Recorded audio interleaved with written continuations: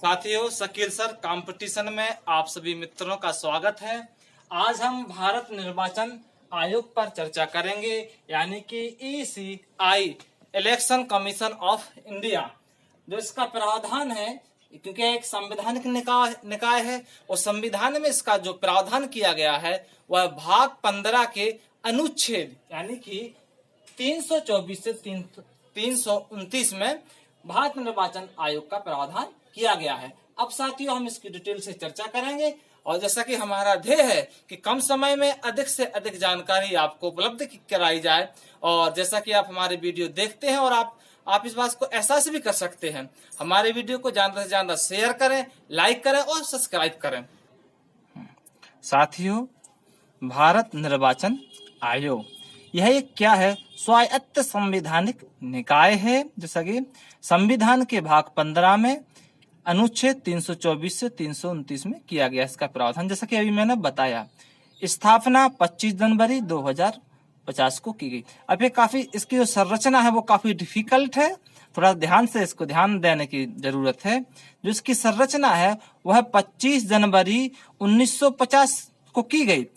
पर मित्रों, 25 जनवरी 1950 से 15 अक्टूबर 1989 तक केवल एक मुख्य निर्वाचन आयुक्त, यानी किसमें क्या, सिर्फ एक मुख्य निर्वाचन आयुक्त हुआ करते थे, और यह क्या थी? एक एकल सदस्यीय निकाय था, मतलब इसमें सिर्फ एक ही सदस्य थे। इसके बाद मित्रों, यानी कि 15 अक्टूबर है, तो फिर 16 अक्टूबर 1989 से 1 जनवरी 1990 तक 3 सदस्यीय निकाय बन गया। यानी कि अब जो 1990 यानी कि 16 अक्टूबर 1989 से 1 जनवरी 1990 तक, यानी कि इतने समय के लिए यह एक 3 सदस्यीय संस्था बन गई, जिसमें एक अध्यक्ष और 2 सदस्य, यानी कि एक मुख्य निर्वाचन आयुक्त और 2 निर्वाचन आयुक्त हुआ करते थे। या इसके बाद साथियों, 1 जनवरी है, अब 2 जनवरी यानी कि 2 जनवरी 1990 से 30 सितंबर 1993 तक एकल सदस्यीय निकाय बन गया। अब यह फिर से, यानी कि 2 जनवरी 1990 से 30 सितंबर 1993 तक यह पुनः एक सदस्यीय निकाय बन गया, यानी कि इसमें सिर्फ एक मुख्य चुनाव आयुक्त ही हुआ करते थे। इसके बाद मित्रों, जैसा कि ये 30 सितंबर है, तो फिर 1 अक्टूबर, यानी कि सितंबर के बाद अक्टूबर आया, तो 1 अक्टूबर 1993 से यह 3 सदस्यीय निकाय फिर बन गया, और तब से अब तक यह क्या है? 3 सदस्यीय निकाय है। एक मुख्य निर्वाचन आयुक्त होते हैं और 2 अन्य निर्वाचन आयुक्त होते हैं। साथियों, इसके बाद यानी कि एक CE, यानी कि एक मुख्य निर्वाचन आयुक्त CE, और यानी कि साथियों सॉरी थोड़ी देर के लिए, यानी कि एक मुख्य निर्वाचन आयुक्त यानी कि CEC, और 2 सदस्य जो हुआ करते थे वह है CE और CE, यानी कि 2 सदस्य हुआ करते थे। इसके बाद साथियों, अब जो है आयुक्तों की नियुक्ति, तो इनकी जो नियुक्ति है वह राष्ट्रपति महोदय जी के द्वारा की जाती है, और जो कार्यकाल है वह इनका अध्यक्ष जी का कार्यकाल, यानी कि इनके मुख्य निर्वाचन आयुक्त होंगे 6 वर्ष या 65 वर्ष आयु जो पहले हो। इसके बाद मित्रों, अन्य चुनाव आयुक्तों का, यानी कि 6 वर्ष या 62 वर्ष आयु जो पहले हो। राष्ट्रीय स्तर की है तो मुख्यालय नई दिल्ली में है, और अभी तक हमने जितने भी आयुक्त पढ़े हैं राष्ट्रीय स्तर के, उन सभी के मुख्यालय नई दिल्ली में है। साथियों, वेतन सर्वोच्च न्यायालय के न्यायाधीश के बराबर इनका वेतन होता है। और साथियों, हटाना, तो यह किस तरह से हटा सकते हैं इनके लिए? तो यह जिस तरह से सुप्रीम कोर्ट के मुख्य यानी कि न्यायाधीश के लिए हटाया जाता है संसद में महाभियोग द्वारा, वही प्रक्रिया इनके साथ भी है, और लेकर राष्ट्रपति द्वारा ये हटाए जाएंगे। इसके बाद मित्रों, अब कार्य क्या है निर्वाचन आयुक्त के? तो ये हम सभी वैसे जानते हैं, फिर भी आप राष्ट्रपति, उपराष्ट्रपति, सांसद यानी कि आम चुनाव, राज्यसभा के चुनाव, राज्य विधानसभा, यानी कि विधान परिषद के चुनाव ये करवाते हैं। साथ में मित्रों, चुनाव नामावली भी तैयार करते हैं, चुनाव की तारीखों का ऐलान भी करते हैं और चुनाव चिन्ह का आवंटन भी करते हैं। और जो नेशनल स्तर के या राज्य स्तर के, क्षेत्रीय स्तर के जो दल हैं उनके लिए भी ये क्या करते हैं, चुनाव का आवंटन करते हैं।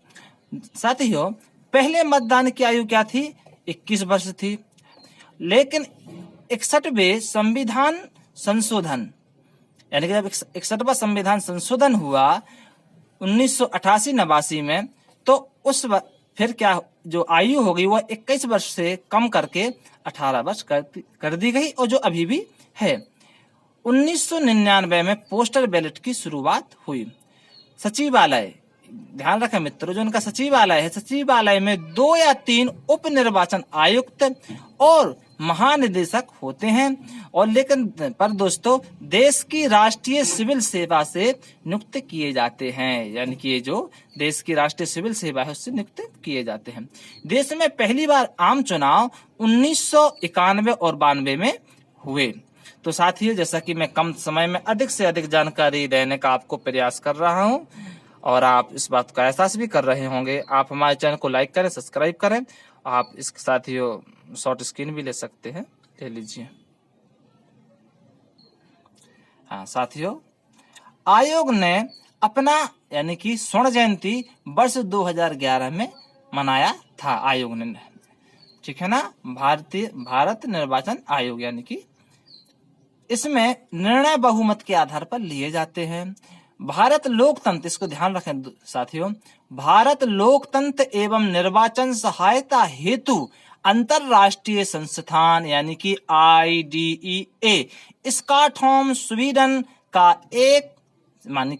एक संस्थापक सदस्य है। यानी कि भारत IDEA यानी कि स्टॉकहोम स्वीडन का एक संस्थापक सदस्य है, इसको ध्यान रखेंगे। पहले चुनाव आयुक्त कौन हुए राष्ट्रीय स्तर पर, तो वो सुकुमार सेन हैं।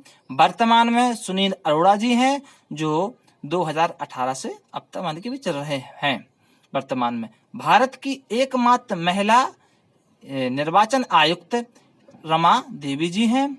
और साथियों, थोड़ा सा अभी EVM और VVPAT यानी कि VVPAT पर भी चर्चा कर लें, क्योंकि EVM पर तो बहुत अब देश में क्या क्या है आप सभी जानते हैं, इस पर भी चर्चा हो जाए।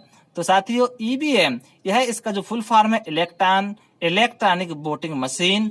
इसका जो आविष्कार है 1980 में MB हनीफा जी ने किया है, और देश में पहली बार केरल में पराबुर में क्या हुआ, EVM का प्रयोग हुआ। पर दोस्तों, EVM से 2004 से के आम चुनाव में EVM का पूरे देश में सर्वत्र प्रयोग किया गया है, और 2014 से तो लगातार है ही। थोड़ा VVPAT पर भी चर्चा कर लें, तो यह voter verify paper audit trail है। यानी पहली बार नागालैंड में नागसेन में 13 में इसका उपयोग किया गया। VVPAT से क्या होता है, हमें संतुष्टि हो जाती है, जो वोटर होता है वो पर्ची निकलती है, उससे वो देख लेता है कि मेरा वोट कहाँ गया है, यानी कि वेरीफाई, इसलिए पता चल जाता है। अब थोड़ा सा मित्रों, मध्य प्रदेश निर्वाचन आयोग की चर्चा कर लें, क्योंकि MPPSC की हम तैयारी कर रहे हैं, तो मध्य प्रदेश से तो विशेष करके स्पेसिफिक रहेगा, आएगा, पूछा जाएगा। तो मध्य प्रदेश निर्वाचन आयोग, इसकी स्थापना 1 फरवरी 1994 को की गई है। और साथियों, यह क्या है, एक सदस्यीय आयोग है। इसमें माने कि एक चुनाव आयुक्त होते हैं, SEC यानी कि स्टेट इलेक्शन कमीशन। सचिव सीनियर IAS स्तर के होते हैं, अधिकारी होते हैं। साथियों, पर 1 फरवरी 1994 को स्थापना हुई, पर इसने फंक्शन रूप में अपना जो कार्यभार किया है वह 15 फरवरी 1994 से अपना काम शुरू किया, यानी फंक्शन रूप में ये एक्टिव हुई। नियुक्ति राज्यपाल द्वारा, यानी कि मध्य प्रदेश का प्रदेश का है, तो जो इनके आयुक्तों की नियुक्ति होती है वह राज्यपाल महोदय द्वारा होती है। कार्यकाल 6 वर्ष या 63 वर्ष आयु जो पहले हो। हटाने की प्रक्रिया क्या है, तो उच्च न्यायालय के न्यायाधीश की तरह ही हटाने की प्रक्रिया है। संवैधानिक निकाय है, तो वैसे संविधान में इसका प्रावधान भी किया गया है ना साथियों। क्या है, यह एक संवैधानिक निकाय है। और ये क्या है कि मध्य प्रदेश है, तो यह प्रदेश के जो निकाय स्तर के चुनाव होते हैं, यानी कि नगरीय पंचायत, यह वह चुनाव करवाते हैं। और इसका मतलब जो नेशनल राष्ट्रीय भारतीय निर्वाचन आयोग है, तो इसका उससे बिल्कुल संबंध नहीं होता, यानी कि वह उसके एक लोकसभा विधानसभा के चुनाव करवाना है ना, विधान परिषद राज्यसभा के चुनाव करवाना, राष्ट्रपति उपराष्ट्रपति के चुनाव करवाना। और मध्य प्रदेश जो है यह नगरीय और पंचायती चुनाव करवाते जो त्रिस्तरीय है। तो साथियों, संविधान के भाग में भाग 9 यानी कि पंचायती राज, ठीक है ना, पंचायती राज। और यह किस में, कौन सा एक्ट, 243 के में पंचायती राज में किस प्रकार से चुनाव होगा इसका प्रावधान किया गया है। और यानी कि एवं भाग 9A में नगरीय निकाय चुनाव यानी कि जो त्रिस्तरीय के स्तर के होते हैं, इसका प्रावधान 243 ZA में किया गया है। मैं इनके बारे में अलग से वीडियो भी बनाऊंगा मित्रों, आप तक और कम से कम समय में अधिक से अधिक जानकारी देने का प्रयास करूंगा। जो मुख्यालय है प्रदेश का है तो भोपाल में है। और साथियों, प्रथम निर्वाचन आयुक्त जो है NV लोहानी जी हैं, आप सभी जानते होंगे, तैयारी आप लोग करते ही रहते हैं। वर्तमान अभी जो है वो बसंत प्रताप सिंह हैं। प्रथम महिला सचिव विजयश्री वास्तव जी हैं। और प्रथम सचिव श्री प्रकाश चंद। और वर्तमान में अभी जो सचिव हैं वो सुनीता त्रिपाठी जी हैं। और साथियों, 4 बार मध्य प्रदेश में हमारी महिला सचिव रह चुकी हैं। और जो प्रथम तो मैंने बताया आपको जो मध्य प्रदेश में वो NV लोहानी है, क्योंकि MPPSC की तैयारी कर रहे साथियों हम, तो मध्य प्रदेश का विशेष यानी कि इसको तैयारी करना है स्पेशल में। तो इसके सभी हम जो आयुक्त हुए मध्य प्रदेश चुनाव उनकी चर्चा कर लें, सबको समझ लें आप। तो प्रथम तो NV लोहानी जी हो गए। द्वितीय जो मध्य प्रदेश के निर्वाचन आयुक्त हैं वह गोपाल चरण शुक्ला जी हैं शुक्ल।